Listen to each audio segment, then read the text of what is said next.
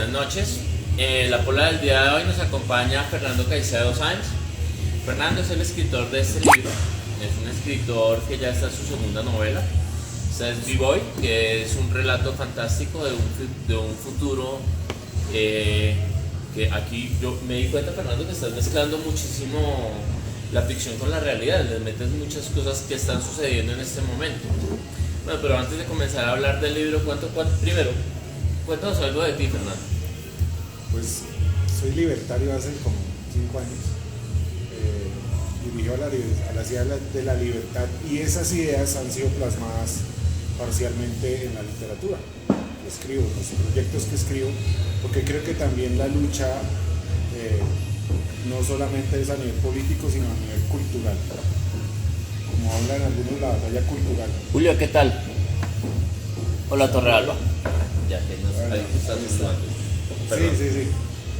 Entonces el asunto es que yo creo que la lucha y las ideas de la libertad tienen que ir a nivel también cultural. Y cultural no solamente es en los memes y en las redes, sino también en la literatura, en las artes, en la pintura, en cualquier cosa que cambie un poco la forma de pensar. Y eso ha sido como el apunte que he hecho. Creo que eso es como de las cosas más importantes, Fernando, porque la batalla cultural en este momento la tiene totalmente ganada la izquierda. La gente con un pensamiento de libre mercado está totalmente rezagada porque nadie escribe al respecto. Entonces creo que este sería como un gran aporte justamente en ese sentido. ¿Cuánto demoraste escribiendo este libro? Este libro tiene 6 o 7 meses de escritura, otros 6 meses de corrección, porque uno a veces piensa que el escritor se sienta y sale. Y no, usted se da cuenta que hay muchas cosas que tiene que mejorar. Después de eso, la búsqueda de editor me sorprendió en pandemia, entonces fue bastante difícil por el cuento del papel, que la importación, que no sé qué. La literatura se dirigió más al lado de lo digital. Todo el mundo quería sacar libros digitales, PDF y tal, y yo soy un poquito a la antigua. Papel. Me gusta el papel porque es mucho mejor. Me parece que la gente tiene que también descansar un poquito del vicio de la pantalla. En sus ratos libres estar consigo mismo. Eso es una parte que yo exploro en la novela, es también el humano que somos, dejar de pensar que somos accesorios de lo digital, ¿no? Negamos mucho nuestra humanidad. Eso es parte de lo que se discute. Y una cosa que quería aclarar, la ciencia ficción es ciencia ficción, esto es una ciencia ficción distópica. Quiere decir que tiene que haber ciencia que se desarrolla y busca su potencial por medio de la historia. Pero también es una búsqueda de la libertad individual, de las cosas que buscamos como personas actualmente y que van a ser proyectadas en las generaciones que vienen. Entonces, lo libertario, aparte del libre mercado y la parte económica y política, a nivel artístico es la lucha del humano por su individualidad, que es como la base del libertarianismo, digámoslo así. Es la lucha por lo que se cree cada persona, el respeto por cada proyecto. Eso es lo que se busca también. La separación del colectivo, sí, que nos tiene tan pegados hoy en día. El colectivo es el gran enemigo de esta novela. O sea, colectivo como usted lo ponga, porque realmente el colectivo toma varias formas y usted cree que sirviendo a ciertas ideales logra su desarrollo individual, y es cuando tiene problemas. Y aunque se traten esos temas, no es una obra política, es una obra ágil de ficción, de ciencia ficción, que busca explorar ese tema, que es algo que también a veces las personas, cuando uno discute con ella y habla de economía y habla de política o de individualismo, piensan que solo se limita a la teoría. O sea, se leyó esto, sabe esto, esta frase. No, el individualismo es sencillamente la vocación que tenemos cada uno de lograr nuestras metas y objetivos. Todo el tiempo lo hacemos. ¿Qué queremos comer? ¿Para dónde queremos ir? ¿Cómo nos vestimos? ¿Qué hacemos? ¿Con quién salimos? Esas son las metas individuales, que no necesariamente necesitan un tinte político. Y eso es más o menos lo que trata la novela. La parte individual también es muy interesante porque me parece a mí que lo hace que la gente sea responsable de sí misma. Deje de echarle la culpa al sistema, al Estado, no puedo salir adelante porque no tengo oportunidades, ¿no? Creo que eso también tiene mucho acá, ¿no? El colectivo como grandes simbolismos de la humanidad se basa en seres etéreos a quienes echarle la culpa. Si usted es ligeramente creyente en una teoría espiritual, va a echarle la culpa al diablo, usted es creyente en una teoría económica, va a echarle la culpa al déficit, a la inflación, a la macroeconomía, cosas que usted no puede tomar. Si usted no se apropia de su vida, le va a echar la culpa a los ricos, que es también un ser etéreo. No hay una asociación de ricos pagando como joderle la vida. Y tampoco existe tal cosa como el pueblo. O sea, el pueblo es el Dios a nivel político en donde el pueblo decide algo y nombra a sus representantes solo para él. Es un poco el cuento Moisés que va a la montaña y solo el pueblo le habla a él, ¿no? Dios le habla a él. Y eso es uno de los grandes problemas, que los seres etéreos dicen seleccionar a personas que solo ellas mismas creen lo que están diciendo. Y mucha persona sigue los dichos de estos elegidos sin saber si es verdad, si no es verdad. De estos autoelegidos. Autoelegidos, no, pues elegidos para ellos, ¿no? Ellos porque creen en eso. Nosotros tenemos que dejar de creer en muchas cosas y sobre todo en Mesías. Y ese es el gran problema y la gran temática también que se aborda. Después hablamos ya a nivel de la novela, pero digamos que hay muchos mesías en la historia que tratan de manipular a los personajes para que hagan lo que ellos quieren y se dan cuenta que todo es mentira, que hay una persona, hay un titiritero detrás de cada idea. Y el saber que usted no puede ser manipulable es el primer paso para ser individual. No requiere un grupo para pensar como piensa o también de rechazar lo que piensa, asiste en ese grupo. O sea, eso es lo mínimo que tenemos derecho. Más que derecho, lo que pasa, yo creería, Fernando, que también es una responsabilidad. Y como es una responsabilidad, a la gente no le gusta tener responsabilidades.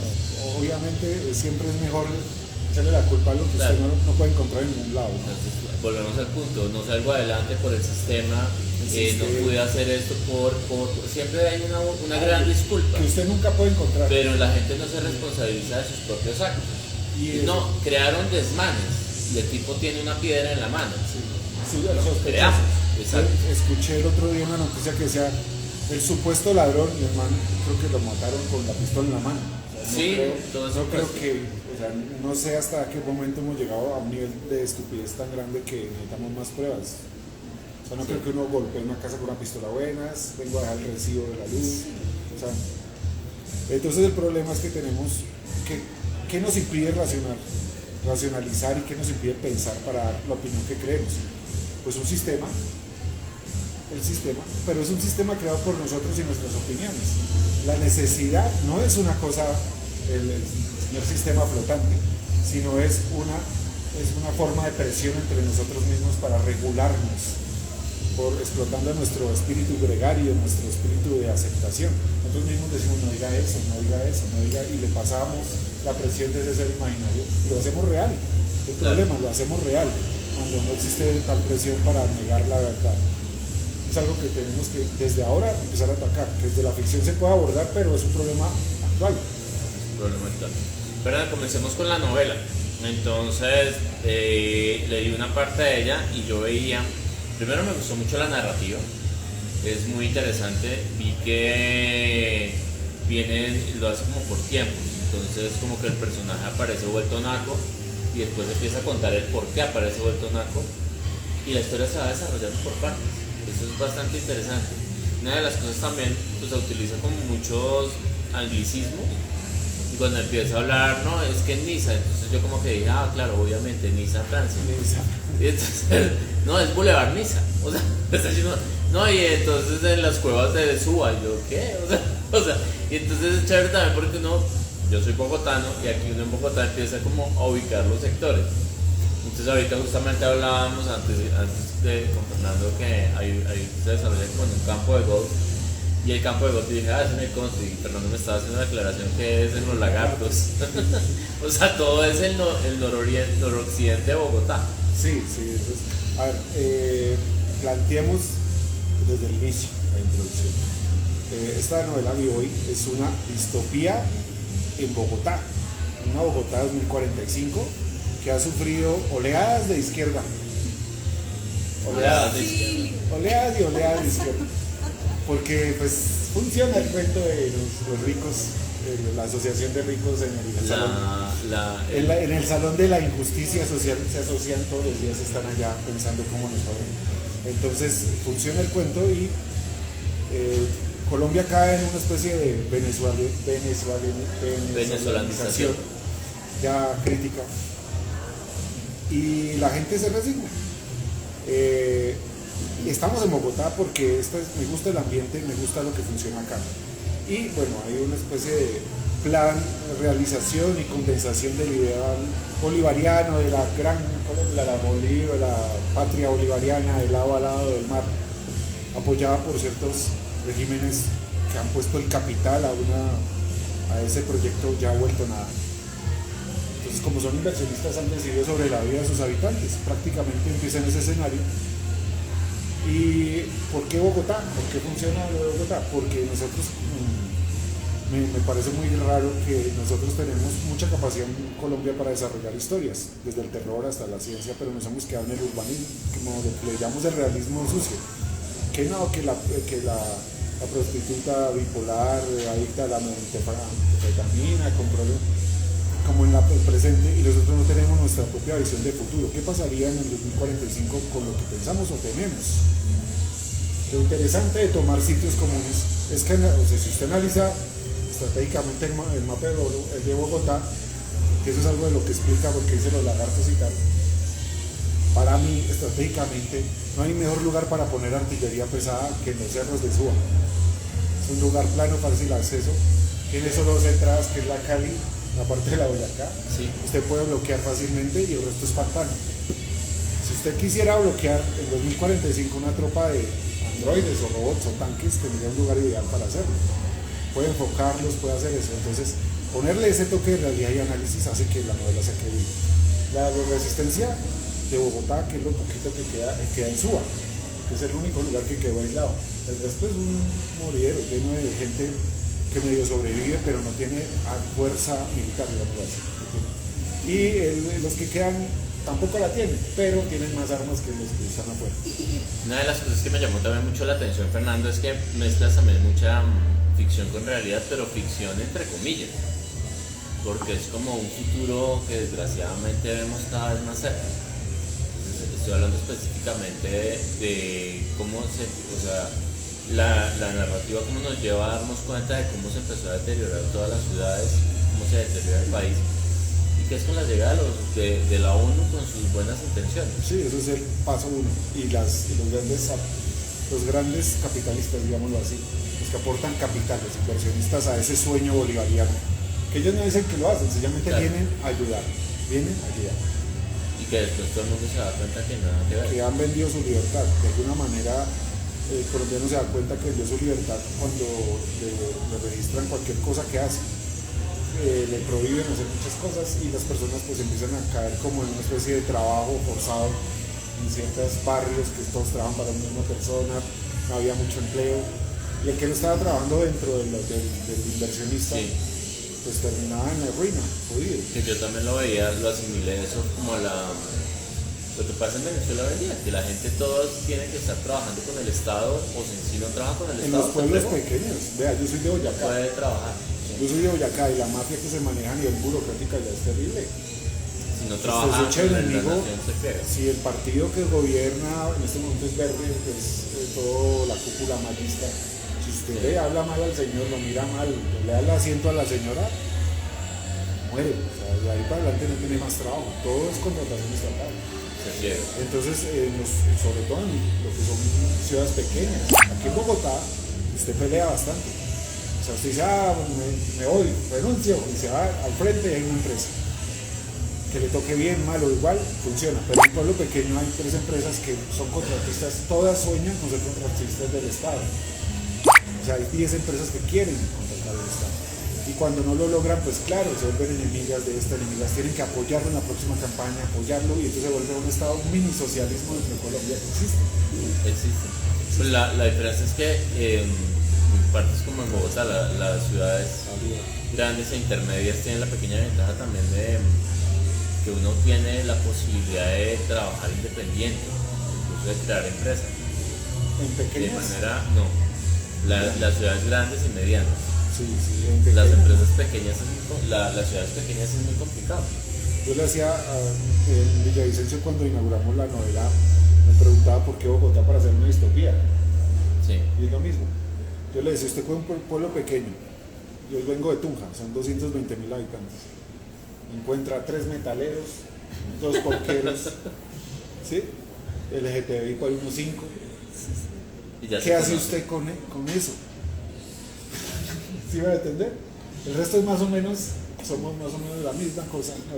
Que un poquito más el rock, ¿no? Pero como tribu urbana, o sea, como una tribu urbana consolidada como la de Bogotá, se nos la ve en muy pocas partes, de pronto en capital. Entonces, si usted quiere armar una distopía, no puede armar una distopía con la megapandilla de 5 personas. Tiene que hacer algo, y Bogotá tiene todas las características, o sea, es una tormenta perfecta. Lo que pasa es que es quieta, quietica, pero aquí está de todo. O sea, si nos quisiéramos dar con cualquier enemigo tenemos. Y uno con este, no más las marchas. Usted sale a marchar, no sé, por el bautizo de los perros y salen 5 perros diciendo, no queremos. Para todo hay un enemigo, como para todo hay un amigo. Y eso es lo rico de las capitales, que tenemos esa variedad. Entonces, digamos, y los anglicismos y todo el cuento. Precisamente esa influencia de otras culturas, de extranjeras también, en la capital hace que el resto del país empiece a hablar como ellos. Nosotros actualmente tenemos anglicismos a lo loco. Si no, preguntar a los que manejan mercadeo.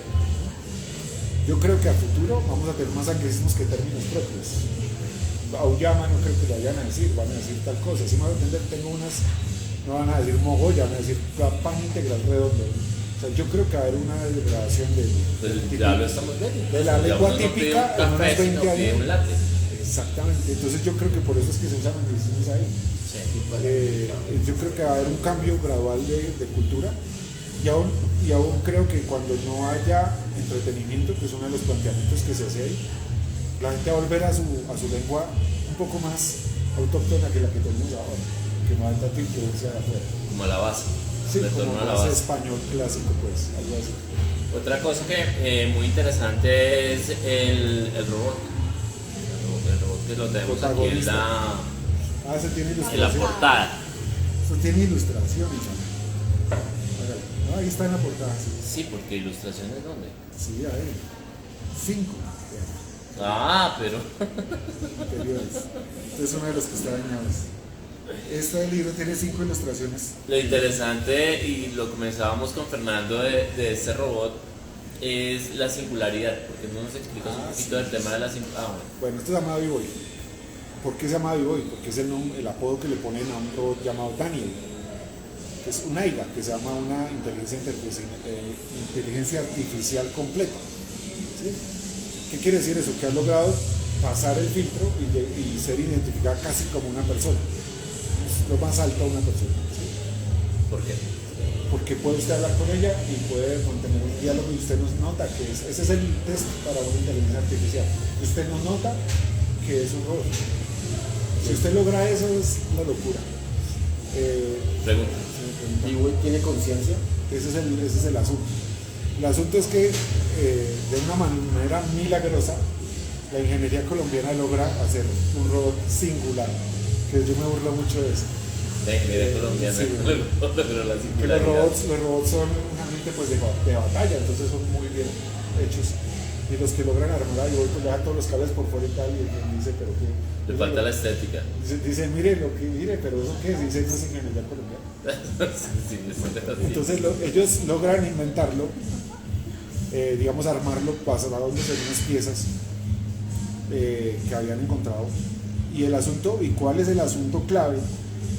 Es la pregunta que nos atormenta a nosotros y les atormentará a los androides cuando puedan pensar. El robot tiene conciencia, usted lo hace tan igual como usted, conciencia.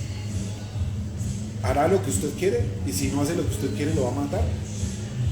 Esa es la gran pregunta. O sea, ¿qué haríamos creando vida? ¿La destruiríamos si no nos obedece?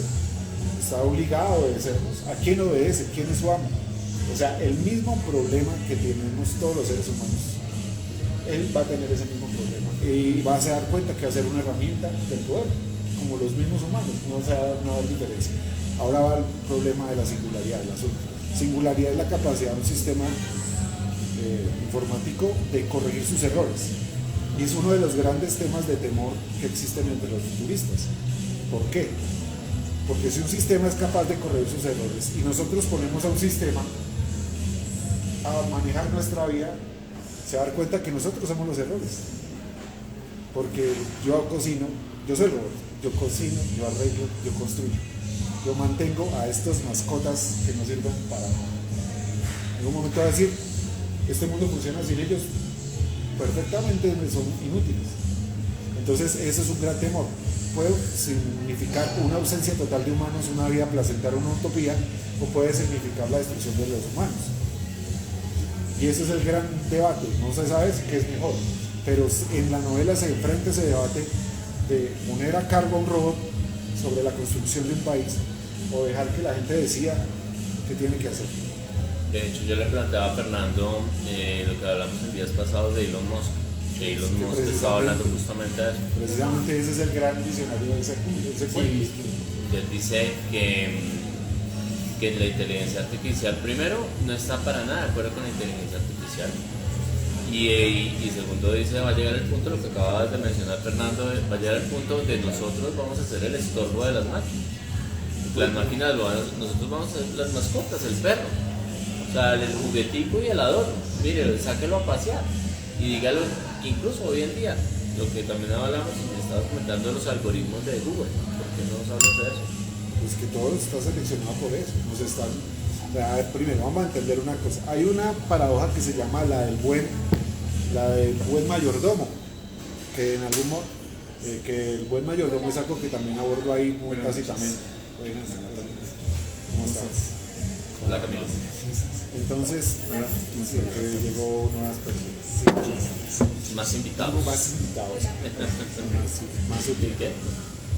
El buen mayordomo lo que plantea es que cuando usted tiene un sistema a su servicio, usted cree que el sistema es su esclavo, cuando en realidad lo que está haciendo es volver usted más tonto.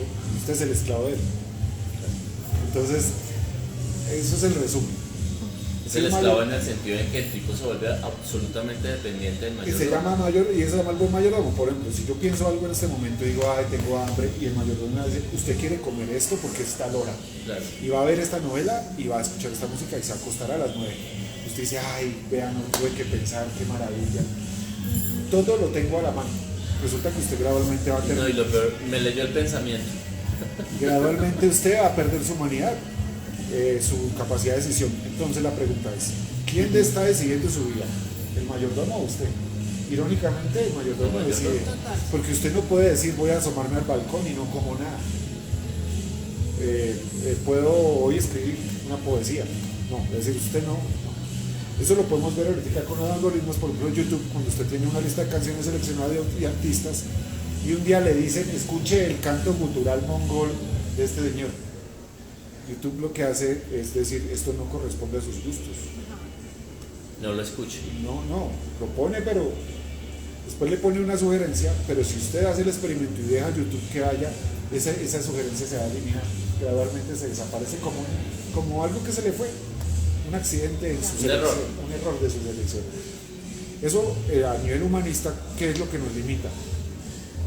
¿Qué es lo que en este momento lo vemos muy tácitamente? Nosotros estamos en el camino posthumano, o sea, dejar de ser máquinas evolucionadas para volvernos esclavos de la tecnología. El poshumanismo se plantea como de una forma caricaturesca, como el tipo con el ojo biónico y con el brazo y que tira rayos y todo es físico y así tangible, pero nosotros ya somos poshumanos. Nosotros prendemos el sol pasar, ¿qué hora es?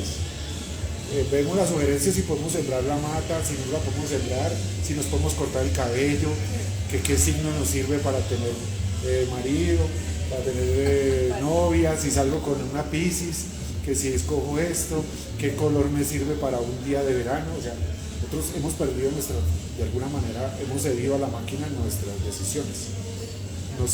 Y vemos eso en los jóvenes, que han perdido su capacidad de aceptar errores. Sí. Los chiquitos lo vemos, una negación a la frustración, imposibilidad de negar frustración, que en la juventud se vuelve suicidio o se vuelve una depresión bien berraca, porque ellos no les pueden decir, no, está feo. No, el niño no puede contra eso. Y eso quiere decir pareja. Sí, ahorita es like. Exacto, es que el like es una forma de usted verse recompensado, sí, por la atención. Entonces está acostumbrado a que le hagan así. El día que no le hacen así, usted se siente, ya, su vida se acabó. Y eso es eso, que ese afecto esté moderado por un like o por una máquina, un icono de 5.2 por ahí KB, menos. O sea, eso demuestra lo mal y los esclavos que somos de nuestro mayordomo. De alguna manera, volviendo al cuento, al libro, de alguna manera eso es el primer paso para la destrucción y la consecución de una guerra total. La dependencia absoluta de la tecnología. ¿Por qué? Porque se acaba. Entonces la gente tiene que volver a empezar a hacer las cosas, ya al final, bueno, eso es un cuento. Pero el asunto es que es el reconocimiento de la humanidad, porque en esta época precisamente es sorprendente ver, por ejemplo, un planteamiento tan obvio como decían en los 90, 2000, que decía que si había la información, el mundo iba a ser mucho más innovador, mucho más creativo, los jóvenes iban a lograr grandes avances. Nosotros tenemos una especie de bache cultural terrible desde hace unos años. ¿Por qué?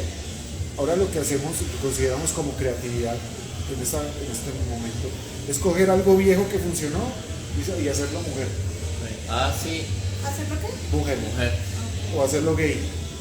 O hacerlo conversión, no sé, discapacitada. O sea, puede ser muy lindo, lloramos y todos nos aplaudimos, decimos mujeres, porque tenemos que mantenernos ahí. Pero lo que demuestra eso es una carencia de ideas propias. En el libro tú en algún momento planteas lo que nos dijiste ahorita, es un momento de que la tecnología se acaba. Claro, es un androide que se llama Tunchi. Ese sale por ahí después, porque es chino, le ponen así. Bueno, eso es una cosa. No es que los chinos lo hagan, sino los chinos le pusieron el nombre, que fueron los primeros que lo vieron. Entonces el asunto es que cuando estamos así como tan perdidos en las cosas, pues somos fácilmente manipulables. Ahorita lo estamos haciendo, claro, todo el tiempo, y a futuro va a ser lo mismo. Entonces, de hecho, lo que estás planteando, mira, por ejemplo, el tema de Bellas Artes. Entonces, antes las carreras de Bellas Artes, la primera materia era dibujo, o sea, figura humana, dibujo como tal. Hoy en día no saben dibujar, o sea, la gente digital. digital. ¿Te has visto los videos digitales? Hace la casa, la borran, hasta que les queda. Digamos, se pierde esa práctica. Yo me acuerdo que una de las pruebas de Miguel Ángel, creo que fue cuando hizo le dijeron que si podía hacer la sextina fue hacer un círculo perfecto. Y el man con eso trazó, el trabajo es suyo. O sea, esas cosas tan simples demuestran la habilidad del ser humano. Nosotros ahora lo tenemos demasiado.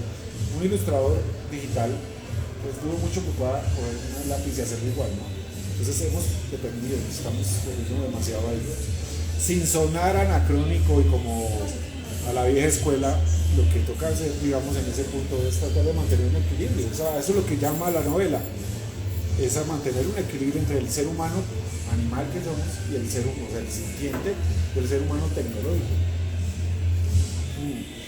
Como le digo, la base de la agenda progresista es tomar algo que funciona. ¿Cómo es que le dicen estos manes? Me parece encantador. La deconstrucción. Esa es deconstrucción es destruir, esa es otra manera de decirlo, sino la reconfiguración, resimbolismo, una tontada así. O sea, que usted coge al Che Guevara y le pone la vida y ahora es el defensor de las mujeres. Sí, entonces se resignifica. Pues resulta que Che Guevara se murió. Él no podría decir sí, podría ser el defensor de los koalas. O sea, yo me puedo inventar toda una mítica detrás de eso, que es lo que llama la narrativa. Pero eso es una tontería, es un cuentero que yo le echo el cuento y tal. En una novela... Pero ni tan así, o sea, es muy peligroso también. No, me refiero. Lo peligroso es ese cuento porque crea precisamente un ente... Rompe la historia real y crea una historia paralela. Esa es la historia, o sea, ese es el asunto, que usted empieza a crear historias que quiere hacerlas creer a los demás cuando son falsas. Lo que pasó ahorita, justamente el buen punto es del Che Guevara. Che Guevara con la vida que es ahora LGBTI, diciendo que el Che Guevara era homofóbico, mató a no sé cuántos gays y toda la cosa. No importa, él no está para decir que no. Sí, yo puedo decir lo que yo quiero. No tiene historia. No importa, es que exactamente, precisamente porque hay otra que a mí, un símbolo feminista que a mí me encanta, Frida Kahlo.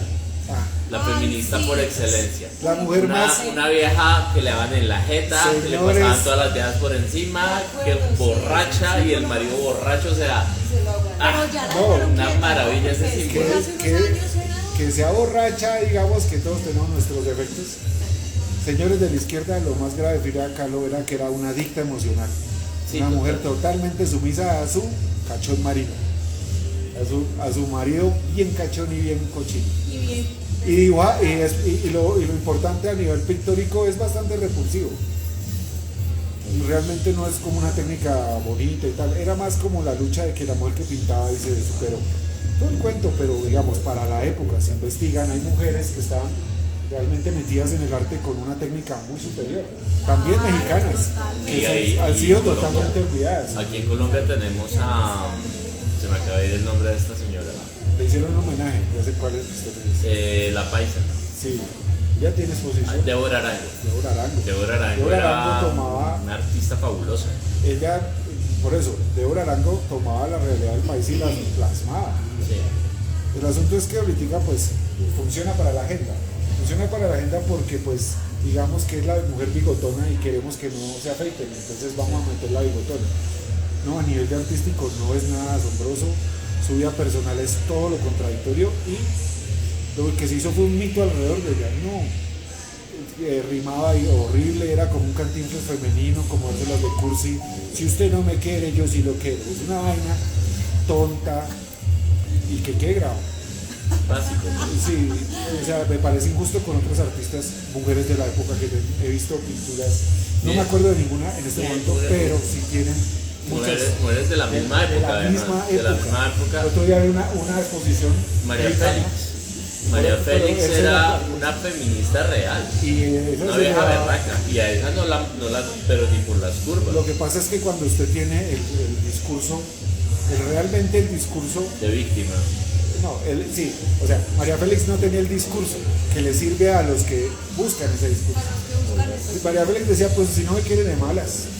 Yo escojo los hombres. En cambio no que la escojo. otra, pues le dolían las paticas, le dolía la espalda, estaba enfermita, no se afeitaba, no la quería, pobrecita, dibujaba más o menos. O sea, Y todo después lo, era borracho y le da la- todo el espejo que busca un mediocre de hoy. Sí, o sea, es decir, yo también puedo, porque es que parte del artista, lo digo como ilustrador y lo digo como escritor, como para que me digan que es que yo no sé. Parte del artista, el espíritu del artista, el disfraz del artista es la lástima. Pero, es a mí como mi para gran que lo belleza. sepan, estas ilustraciones son de Fernando. Sí, por si acaso, ¿no? Desde los 17, papá, no vengan a decir que no se qué echar cola. Entonces el asunto es esto. El artista, parte del disfraz del artista es el marginal incomprendido. Yo me acuerdo mucho de la primera exposición que hice en una galería en Tunja de artes plásticas y yo hice ilustración a tinta china. Eran unos retratos, unas cosas que eran contramado, eran bastante Chévere. canzones de hacer, chéveres y canzones, eran como 10 horas ahí. Y yo ese día fui muy pulcrito, muy cansita, tal, puse mis cuadros, tal. Al lado estaba la gente pues, recién levantada, vuelta nada, espelucado, vuelta mierda, listo. Chévere, su individualidad, no importa.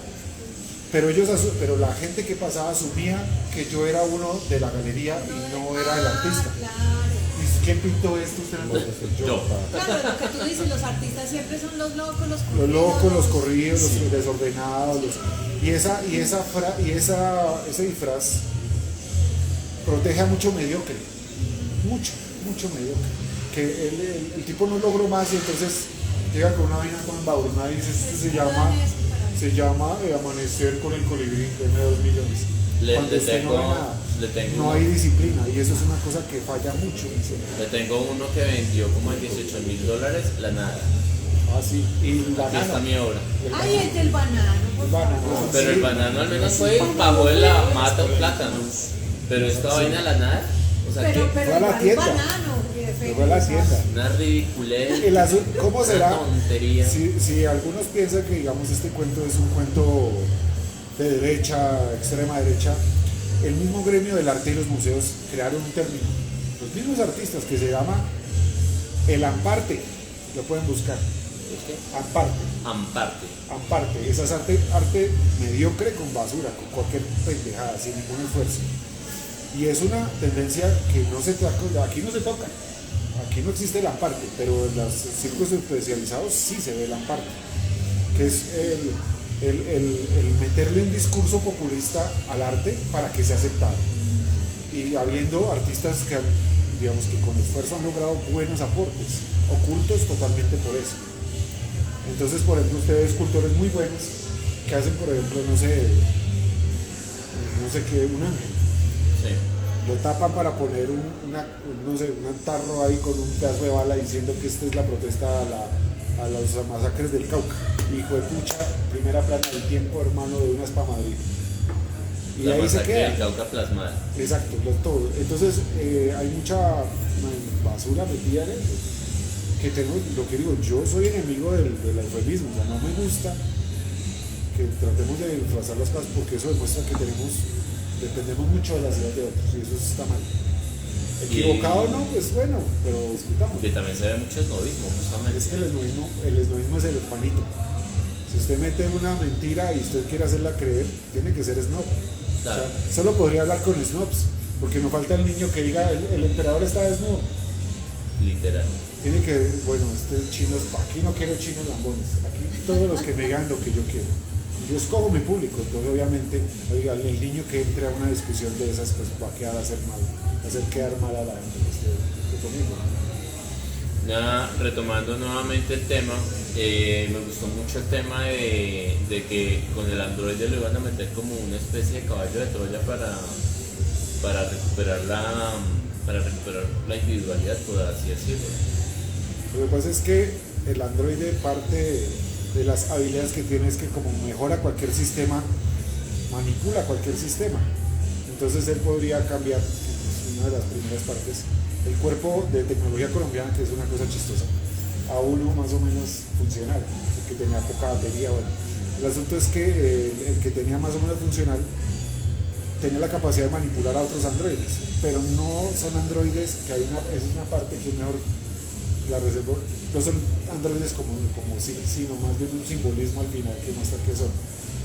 Y el caballo de Troya precisamente es usar la fuerza del enemigo contra él, eso era lo que plantearon. Sí. Somos muy poquitos, ¿qué hacemos? No podemos entablar una batalla, entonces usemos su fuerza. ¿Qué son fuertes? En tecnología, usemos su tecnología. Y ese es como el planteamiento de la estrategia para la victoria. Que la lograron o no se sabe, pero el asunto es que esa es la estrategia. Y Vivo era la parte clave, porque era la tropa que fue, eran 10. Como la que unía el engranaje. Sí, y Vivo era el más importante de todos, porque cada uno siendo individuo no tenía el poder que tenía el hombre en potencial. Entonces era por eso que lo resguardaban. Que lo protegían tanto. Otra de las cosas que también me llamó la atención, que lo hablamos hace un momento, es el tema de los cuadrantes, Fernando, porque vamos a comentar de eso. Sí. Es investigación pura. Sí, no, todo lo de la novela tiene una base real. Sí. Por ejemplo, los cuadrantes, planteo, es que me toca contar, planteo que cuando hay, aviso de spoiler. no ha venido spoiler, digamos que ahí se puede adivinar que hay. Planteo que cuando hay la crisis realmente por la guerra a 3 bandas que hay en Colombia, los grupos, por ejemplo, pro-católicos, pro-cristianos, fuerzas militares, como más conservadores, sin ser conservadores, sino como más tradicionales, empiezan a irse a los pueblos, también empiezan a irse a otros, digamos, suburbios de la ciudad. Y como todos se unen en pequeñas comunidades muy cerradas, como nuevos Amish. Se van porque van a resguardarse, ¿verdad? Claro, porque la ciudad está demasiado. Lo que está pasando ahorita un poquito. El antes estaba vendiendo acá para irse para el campo. Entonces, eso lo pensé en 2018 y qué curiosidad. Entonces, el asunto es que empiezan a ser como unas especies de aldeas muy cerradas, influencias. Y los que sobrevivían eran personas de fuerzas militares, fuerzas policiales, y para poder guiarse, pues usaron el sistema de coordenadas real que tenían, que ellos sabían el sistema de radioteléfono, sabían el sistema de coordenadas. Las coordenadas que están en el libro son coordenadas reales de la policía, pero en el sistema interno. Sí. Si usted busca en el mapa de Bogotá coordenadas de la policía, está E11, no sé qué, 70, 78, E11, 12, 28. Lo que pasa es que le quité el 0 entre medio porque me queda muy largo. Y digamos que no habría tanta variación con un 0. Pero la coordenada se basa en la coordenada de la policía. Las que están. Los androides son basados en modelos actuales. Yo tengo una pregunta, Fernando. B-Boy es un robot. Tú dices y nos cuentas que, sin embargo, siendo robot es bien adelantado, digamos, en sus funciones. Digamos, es casi un ente que tiene conciencia. Sin embargo, por ser un robot debe ser manipulado por alguien. Ese alguien es una sola persona, es una comunidad, es un bando, es... A ver, es que ahí nos metemos en un asunto, y es que lo que planteé al inicio, no hay ningún manipulador. Entonces cuando usted tiene un androide en donde él es dueño de sí mismo, ¿a quién debe obedecer? Obedecería de igual manera que nosotros obedecemos las autoridades. ¿Me hago entender? O sea que tú lo pones como si él fuera la máxima autoridad. No, Nosotros lo pongo somos como si quienes- fuera uno más. Como si fuera una persona. Sin embargo, con ciertas habilidades que hacen que tenga seguidores o hacen que tenga personas que lo sigan. No, él entra como uno más. Ay, es que a veces Pero, medio Fernando, spoiler. como lo hablamos el otro día que me lo estabas explicando, la diferencia, por ejemplo, que hay hoy en día de B-Boy contra Sofía, por ejemplo. Ah, sí, Sofía es el androide este que habla. que fue considerado humano. No, porque hay un tipo que lo opera, ella tiene unas respuestas aleatorias, Una marioneta. gestos, pero Él es no. una marioneta. No. Y bueno, El asunto es lo que se busca es que hay una parte, o sea, sin contar. El androide lo que posee es la capacidad de decidir y arreglar problemas, de sentir a los demás. Y por lo pronto, señor, Qué pena. Cuando tú dices sentir a los demás, empatía. empatía. Vivo hoy Conciencia. en el transcurso de la novela, ¿siente amor? No alcanza. Ah, No, no, y además otra cosa, Pero tiene decisión propia. tiene afecto por sus compañeros, por ejemplo. Amor no, pero sí afecto. Es uno más, es como nosotros tenemos que llegar a algún lugar y necesitamos ayuda, no tenemos, entonces nos dicen, llévese a este man, llévese a este hombre, este sistema, ¿quién es? No tiene poderes, no tiene nada. Es más, hay una parte graciosa en donde el tipo le dicen, este va a salvar la guerra, y todos dicen, ¿qué hace? Y dice, no tiene sentimiento, entonces se tocan de la risa, dicen, pero ¿cómo nos va a ayudar a salvar la guerra? Es una pendejada. Porque llora. Sí, exacto. O sea, Pero eres la estaba pesada. como en la última etapa, estaban ya en la, y entonces dicen, este robot tiene sentido y nos va a ganar, nos vamos a ayudar a ganar la guerra.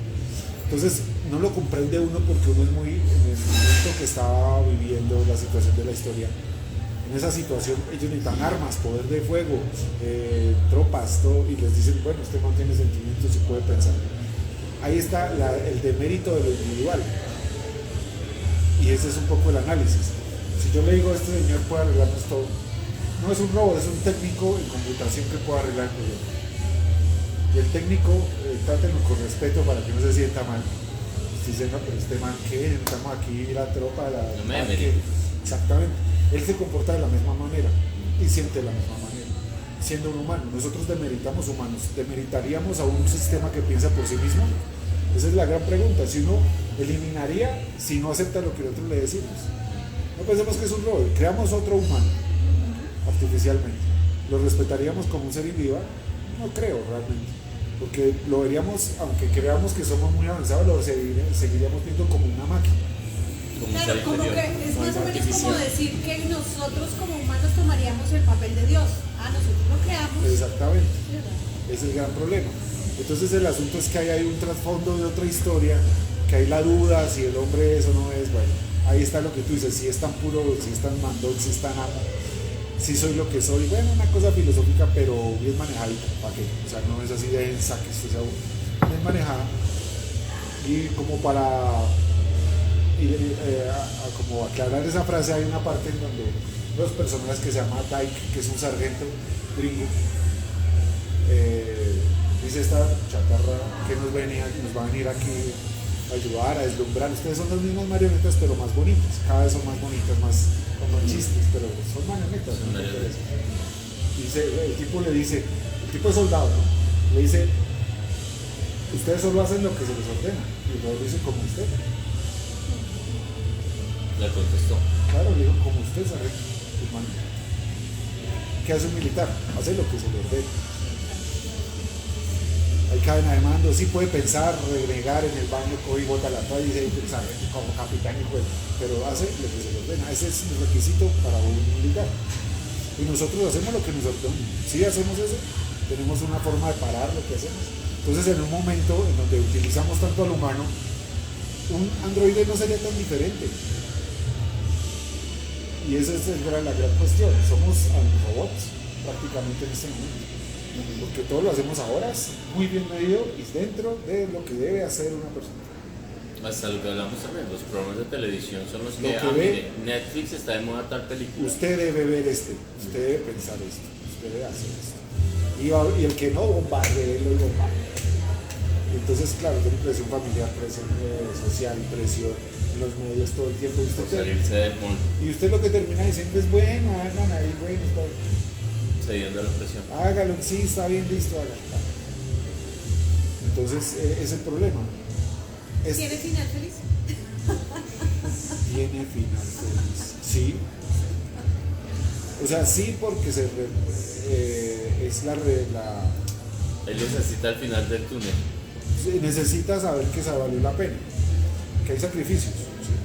Pero sí, o sea, no va a ser el feliz y todos abrazados y llega ya el hobbit y tal, las barcas, no, pero sí, digamos que se demostró que podía salir adelante con sus pensamientos, comillas, no digo quién, cómo, dónde, pues no. Y digo, él tiene valores, principios que rijan su comportamiento, sus decisiones o moral. Trata de tenerlo. Lo que pasa es que es recién nacido. O sea, puede pensar y todo, pero más se basa en lo que debe hacer, lo que no, en lo que escucha. Como haría un niño. ¿Qué está pasando alrededor? Lo que él ve. Sí, o sea, le borran, Está aprendiendo. él aprende todo el tiempo. Él tiene como una edad mental cuando lo sueltan de la máquina, digamos que lo dejan libre para que socialice como 12 años, 10 años, empieza pues a aprender con otros niños y a hablar y entonces empieza el valor de las cosas, ¿no? Pero nunca había estado en militar, entonces es un niño sacado de un jardín infantil y metido de una vez al ejército. Vale. Entonces ahí como que no entiende si los chistes, no entiende muchas. Por ejemplo, uno de mis personajes favoritos de la novela es un man que se llama Pérez. Pérez y otro que se llama de la Fuente, que es el teniente de la Fuente, el capitán de la Fuente. Esos dos son como enemigos ideológicos, pero se aprecian bastante. Son unos muy calmados, muy pedagógicos, el otro es todo raro, pero mala clase. De la fuente El de la Fuente, el capitán de la Fuente es el buena gente, pero yo lo vi era como mala gente, ¿no? montador. Como Pero montador, entonces cuando- sí, y además todo mierda, ¿no? El tipo Entonces, era- Lo que pasa es que cuando sueltan a B-Boy, el man le dice esto es un androide, entonces dice esta, y entonces todo el mundo lo trataba como Un robot, una esta licuadora. mierda ahí, sí, como esta vaina haciendo ruido y con una vaina y nosotros por ahí. Entonces le dijo póngale una chaqueta para porque ya es uno de nosotros. Entonces es una forma también de hablar de moral, que es fraternidad, que es compromiso, que es deber, lo aprendemos, o sea, hasta qué punto nuestras ideas son nuestras. O sea, ¿por qué hacemos cosas que a veces ni pensamos por qué las hacemos? O sea, estamos pensando lo que realmente queremos o nos dijeron que pensáramos así. Bueno, pues si estoy cansado, llego a la casa y no sé, no tengo en ese momento, si tuviera un hijo, cocino para mi hijo porque tengo que hacerlo, porque sé que tengo que hacerlo o porque eso debe hacer un papá. ¿Sí? Y esos son unos planteamientos que uno repite. Cuando saludo a esta persona que me caiga mal, porque debo hacerlo, porque se espera eso de mí o porque realmente lo quiero hacer. Yo siempre he pensado, por ejemplo, los gringos y sobre todo los latinos que llegan a Estados Unidos, ven las series es para ver cómo deben comportarse. Es que sí, de alguna manera los bichos. ¿No has escuchado pelados ahorita hablando? Yo he escuchado pelados de luces, en Transmilenio, en cosas como parecen como iCarly. ¿Entonces yo iCarly? Como esos doblajes mexicanos. Como esos doblajes mexicanos de niños. Hay muchas series de esas. Yo vi cuando. Sí, me acuerdo de iCarly, pero Eso, ya hablan así, iCarly. no me he fijado. Y dice esa vaina, la vi a mi hermana por ahí. Sí. Pero sí, Y sí. entonces tienen ese acentico, ese dejo como de serie gringa doblada. Hola, ¿cómo estás? Bien. He visto pelados actuando como si estuvieran. Actuando, no Ups. hablando normal, sino Ups. Sí, parecen que se hubieran libreteado. Libreteado así. Y no, esto no es neomexicano colombiano. Este es otro fabuloso. no vale. Oye, chingón, vamos. Comámonos un salchichón bien chingón. No manches. O sea, no, el no manches. Escucha varias diciendo y no manches. El güey. Ey, güey, vámonos para el camping, güey. Sí, además. Y eso es- aquí eso no somos es porque demasiado la- proclives a copiar ese tipo de En, cosas. en los 80 éramos más fanáticos de lo mexicano por Vicente Fernández. Pero en los 80s era, bueno, más 90s, éramos más fanáticos, era lo traquete. Y ahí empezamos a hablar como parcero y Eso, por ejemplo, terminología toda como de, Pero de ahorita, barriada. pero usted se da cuenta que no es Vicente Fernández el que enamora, sino la Pero la influencia. palabra parcero es bonita, ¿no te gusta? Pero antes no se usaba. De hecho, la palabra parcero, yo no creo tanto que hayan sido los narcos, sino es como más de Juanes. Es más de Paisa. Pero Medellín. esa jerga es totalmente narcotraficante. Cuando éramos niños, uno nunca decía llave, no decía hermano, no decía gonorrea, mucho menos. Ah, no, eso sí es una boleta, O sea, esa es la palabra más nada, fea que existe en este momento en la vida. ese hablado A mí de, me sale. de Lo que barrio, pasa es que esa vaina uno nunca Lo que escuchaba pasa eso. es que hay mezcla de todo, ¿no? Porque uno puede ser como una especie de toque fresco a las charlas. Sí, ok. Uno dice marica, pero. Ah, no, marica sí, yo siempre digo marica. Eso, y marica, ¿qué significa? Nada, es un modismo chimbo. Es una pero- forma de ley. es- Como eso, sí. pero digamos, no importa qué modismo sea, ya, el parcero, el soñero, el no sé qué, listo. Pero nosotros de dónde salimos diciendo, güey. Sí, O sea, el punto es ratificar una influencia de las series en la infancia o en la juventud para decir ciertas cosas. Y claro, por supuesto, el mi perrito y eso, yo lo empecé a escuchar. Mi perrito. El mi perrito y eso, lo empecé a escuchar en Francisco el Matemático. sí, claro. Ah, sí. Ninguna parte del país, en Tunja usted no decía mi perrito ni mi llave. Entonces usted empezaba, por ejemplo, yo conozco gente en Tunja, pelados en Tunja que es nacidos ahí mismo, que hablan de que mi país, que mega paisa. Sí, sí, sí. Entonces, que está bien que sea colombiano, listo. Lo que yo digo, lo que se pretende demostrar no es que es bueno o malo, sino que hay una influencia clara de valores de otro lado. En la forma de decir, usted escuche nomás un comercial de videojuegos de Disney. Lo que hablamos hace Haz tu upgrade de no sé qué, Sí. de no sé qué modismos, modernismos. Ahorita, digamos que no hay un lenguaje puro. A eso no va la discusión, pero lo que sí se está perdiendo es la identidad propia de la nación y del ser humano como colombiano, no como ciudadano del mundo, porque eso no funciona. Eso no funciona. Usted no es ciudadano del mundo en Holanda. Vaya a ver cómo le dicen que dice devuélvase. Sí, claro. O sea, hay una cosa que sí, digamos que de una manera libertaria es pensar que el mundo no tiene fronteras.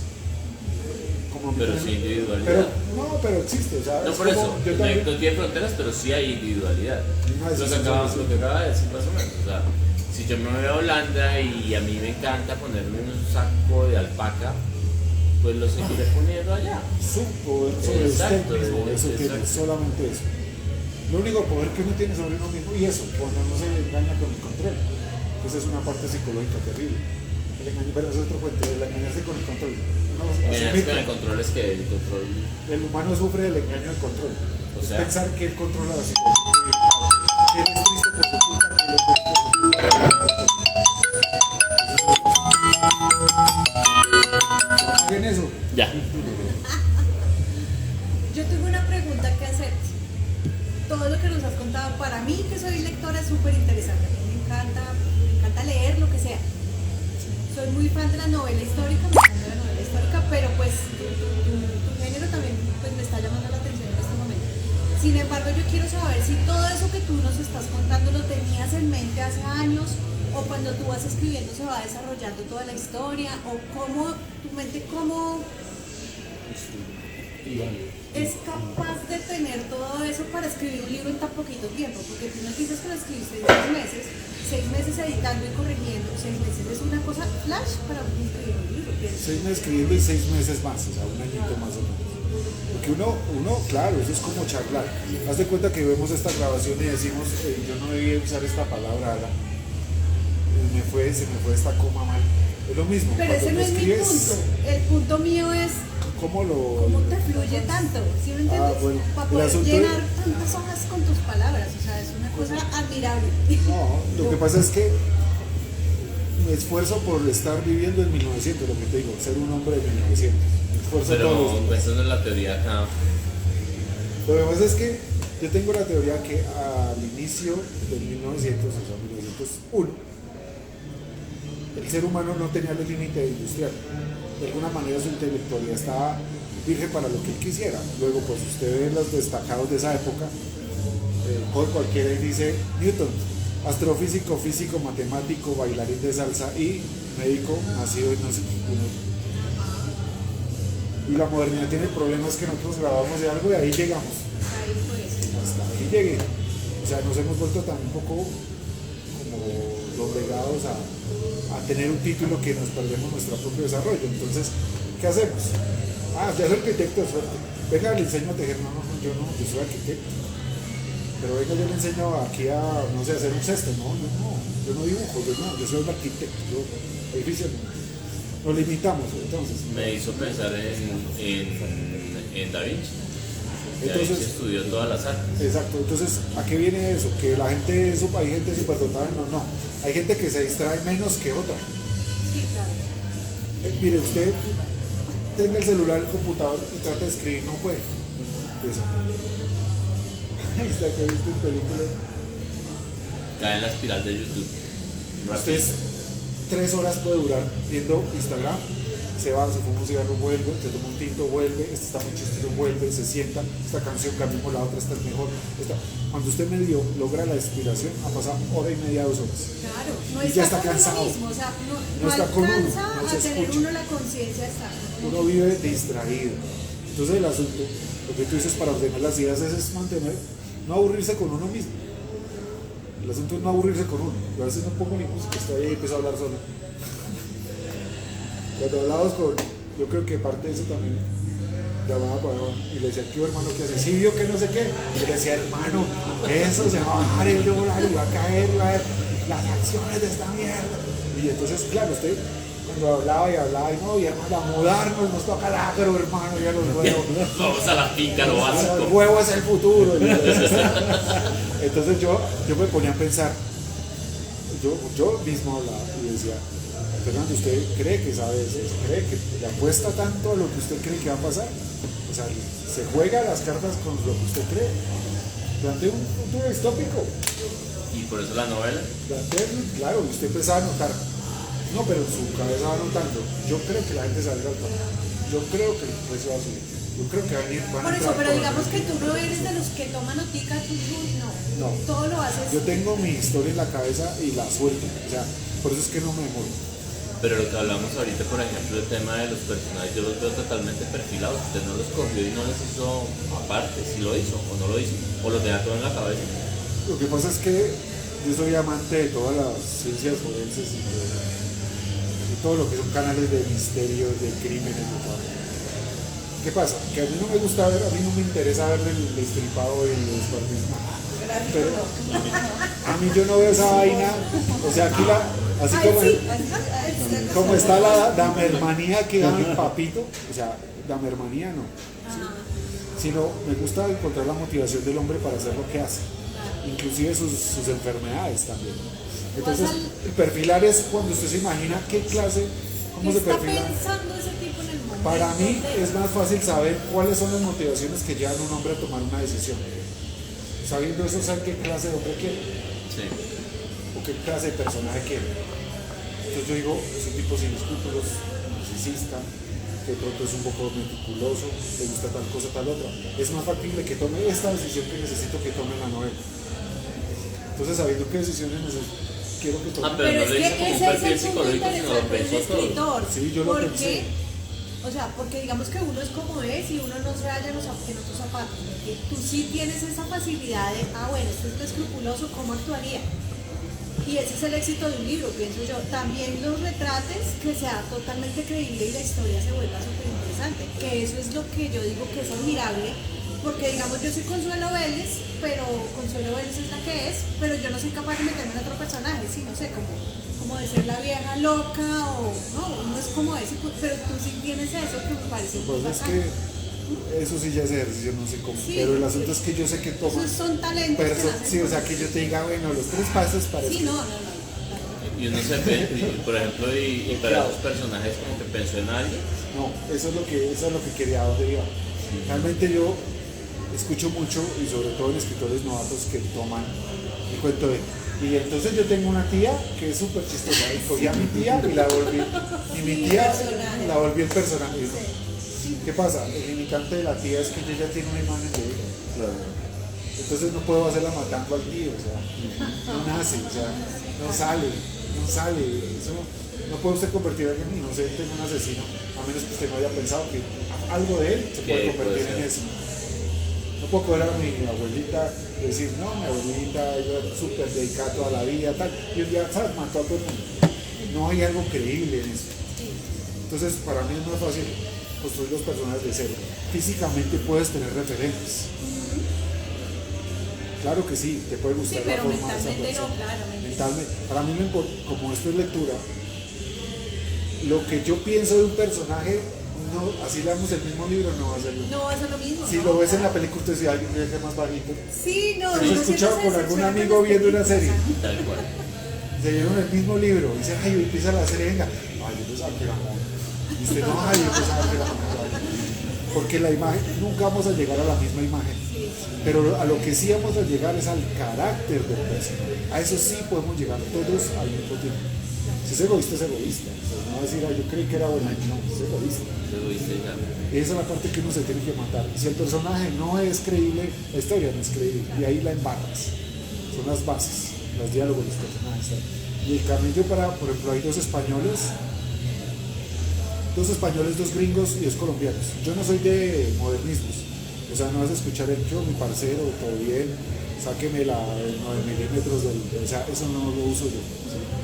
Yo trato de ser muy laxo, o sea, no tanto modernismo y tal, porque quiero que cualquier persona lo pueda leer. No me quiero limitar al colombiano, que yo personalmente detesto que todo lo hace el arte en el colombiano. ¿Por qué? Porque es que lo importante es la idea. Sí. O sea, yo no puedo vender no sé, lo que tratan de hacer aquí mucho es Intentando el Paraíso, y entonces lo ridículo que es ver Intentando el Paraíso colombiano, que a mí me parece bodrio, pero verlo en Taiwán, con actores taiwaneses. O sea, en su cultura no hay como la coquetería, la tontería, la bala, el ñero taiwanés no es el ñero de acá. No se capta No eso. tiene la calidad. Entonces, ¿qué pasa? Se ha adornado demasiado de modismos que cuando se quitan, pues no es comprensible. Además que es más rico de leer. Yo en lo personal Sí, no, no soporto, me fastidia como la vulgaridad y yo trato de ser un poco laxo. A mí me decían Pero que mira que, por ejemplo, Laura Restrepo es colombiana y Laura Restrepo sí es muy. Utiliza muchos modismos. ¿Tú has leído a Laura Restrepo? ¿Has leído a Laura Restrepo? yo sí. yo no. Leer Laura Restrepo es una delicia y ella es muy colombiana, súper ¿Y colombiana. entiendes? Como el que sabe latín y lee latín. Pero Sí, Laura pero Restrepo, a un pero taiwanés Laura a leer a Restrepo Laura ya es Restrepo. internacional y ella tiene premios y todo. Claro, o sea, sí, pero digamos, el apunto es que, digamos que tú es como la cocina fusión y todo el cuento. Tú verás si le pones ese perejil o no se lo pones. El asunto es que yo considero que cuando cambia de cultura se pierde mucho. Si tú tradujeras tu Laura Restrepo de acá y la tradujeras del inglés, porque tú sabes inglés perfecto, usted lee perfecto y va a empezar a leer. sí, de pronto no pierde la esencia. Claro, pierde el Sí, swing, sí, pierde la vaina. Entonces dice, uy, una chimba de baile y no sé qué. Y la chimba de música y tal. Y el man dice, no, uy, ¿cómo traduzco esto? El dick. Music is a dick. Sí, No, sí, o sea, claro. ¿sí? Pierde la esencia. Entonces no, o sea, ¿cómo digo que chimba en inglés? ¿Qué chimba? Chévere, cool, ¿qué? O chimba sexual, o chimba, o sea, la interpretación que da el lugar le da un cierto ritmo a la lectura. No es lo mismo coger un poema de Shakespeare o coger un poema clásico en inglés, traducirlo al español. Las canciones, se escucha una canción en inglés y tiene el ritmo y la repite. Sí, no, Ponga la letra en español, no, nada. no rima, pero es que es nada. Entonces, eso es lo que me refiero. Cuando tú tomas un texto y lo adornas tanto de modismos, en Argentina no van a entender un montón de cosas que van a tener que cortar para que se pueda entender la idea. Y va a perder el ritmo, va a perder como la lectura.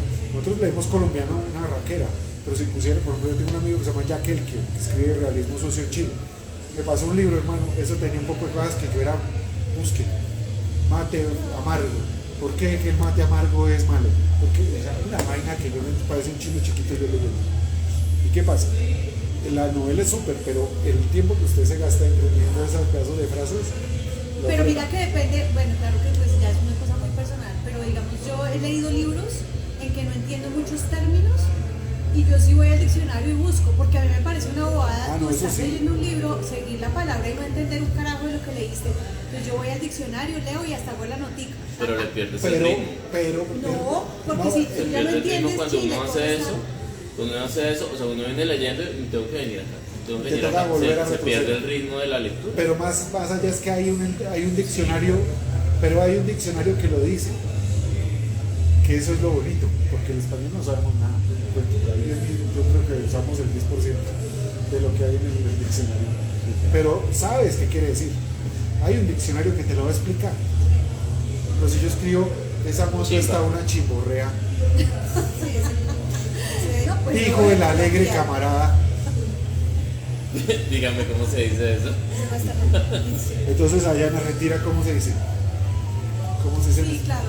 O sea, ¿puedes traducirlo?